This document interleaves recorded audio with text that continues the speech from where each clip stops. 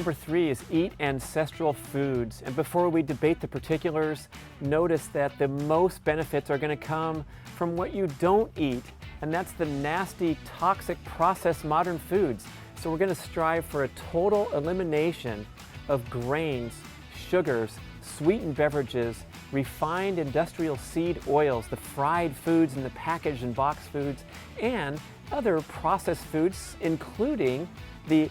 feedlot animals, the conventional animals that are filled with chemicals and hormones. So we're going to clean up the diet, strive for zero tolerance with ditching those grains, sugars, and bad oils, because we know that sugars and grains have addictive properties in the body. So we have to have a total elimination, and then you transition over to making choices, your favorites, in the ancestral foods category, which are essentially meat, fish, fowl, eggs, vegetables, fruits, nuts and seeds,